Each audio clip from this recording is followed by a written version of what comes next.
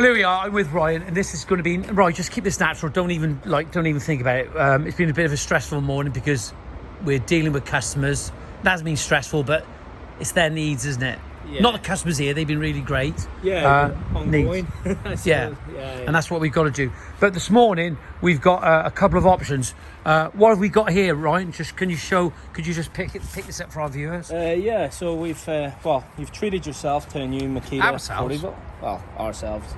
New Makita 40 volt. The GA023G. Right. I've only used it twice, so I mean, so far it's a pretty cool little machine, isn't it? Yeah. A little tip for any consumers out here is that on the guard. So this little button, we've got to be careful here.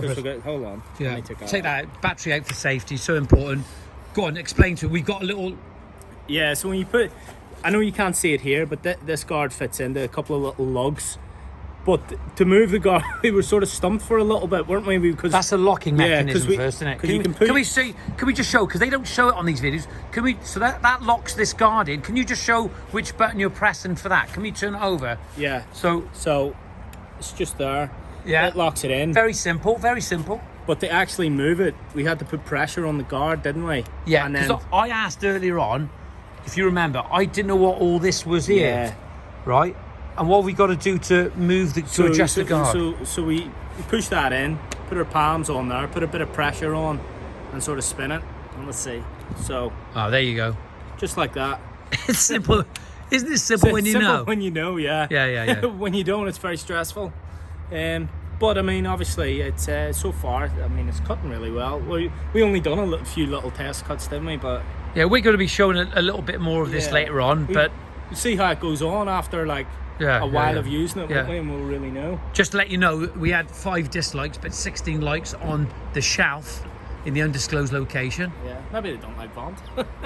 Yeah, maybe they don't. Yeah. Maybe that's what it was about. Yeah. We've got another little saw here, haven't we, this morning? Yeah, I've never used this saw personally before. Well, what have we got? It's the it's the TC125. Yeah, it's a little track saw, isn't it? Yeah. Water, it's water suppression. It's got to go on the track. There is a 185. I think it's called the 185, and you can take that off the tracks. You can do quite slight curves with it. You're not meant to, but can we just show the blade on that? Can we just pull the guard? There we are. So, which one's the guard on this? Yeah, one? with this one, right? It opens up here. Okay. And then you've got this little part somehow that comes up and down. There we go, on there. So that locks in place on there. And then this is because it's a plunge saw, isn't it? That's what it is, isn't it? Do you know, Ryan, there are so many terminologies that we have to use in this industry. I suppose it's a bit like with you in the military, isn't it? Yeah. Yeah. Different acronyms, different. Yeah. But don't you find that sometimes when you go into an industry, is that it can be a little bit confusing at the start, can't it? Well, yeah. If you don't know, it's always confusing to begin with until you know. And men are notorious for not reading information. Oh, I'm terrible for that. I just like that. I'll pick a tool up and I'll not read it, and I'll just and discover, isn't it? Yeah, that's my way. I've instruction books usually go out the window with me. Yeah, absolutely. Look, this morning we've got do you want to show our viewers what we got to cut this morning? Yeah, so it's over here basically, by this fence post, and we've overlaid a bit. I know there's probably a couple of little cuts we have to put in, but because we want to get it nice and neat to these posts, really. Right, can I explain this? Yeah. It was difficult that we got these 1.2 meter long planks, haven't we? Yeah. Just under 1.2, and we couldn't reach the side, could we, really? Not really, no. And even if we put a lot of people's going to say, well, why didn't we put the angle, find the angle what it is, and put it on? Nah, but sure, they'll never match out. You could have a couple of mil here and a couple of mil there, and it just, to me personally, it doesn't look good. Like, even when I do a lot of woodwork, and I like straight line, one continuous straight line. And if it's out of mill, it's all out of mill. It'll still look right to the eye. Yeah, absolutely. So what we'll do on here, we're going to measure back from these posts, aren't we? We're going to have a 50 mil gap, then an 100 mil picture frame, then our 3 mil spacer. Yeah. So it's 153 mil. We're going to mark back with a string line from A to B, and then we're going to run through with a track. So it's a 3 meter track we've got on this as well. So yeah, we'll go a good distance. Yeah, and that'll be your first time using this one. For that one, yeah. Yeah. Can I suggest that when you're using this one is, in my opinion, is that when you're using this, set it so it's set like probably if you've got 20 mil. I would set it about 8 mil. Okay. All right. So it goes through nice and easy. You're not going that deep.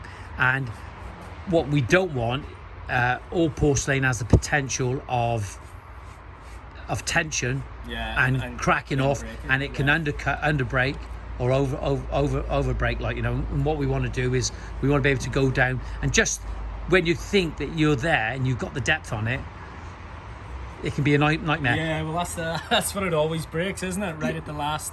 Yeah, because as you know, when we're cutting it on the rail saw, we're drop down on both sides. Yeah. Okay, and then run through nice and even and parallel.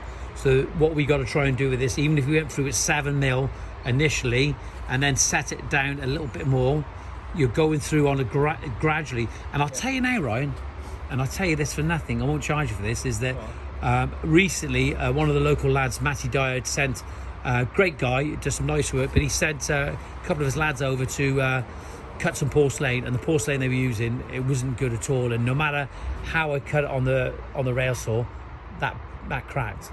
Yeah, so I think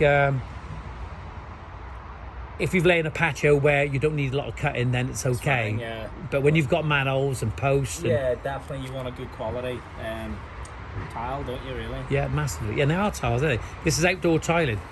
Right, I think what we're going to do, we're at nearly a 7-minute video, so we're going to load this up as a video today. Do you want to give the web address of Green Top Landscapes and www.greentoplandscapes.com .co.uk? Yeah. And info at info at Green Top Landscapes. And what they got to do to subscribe?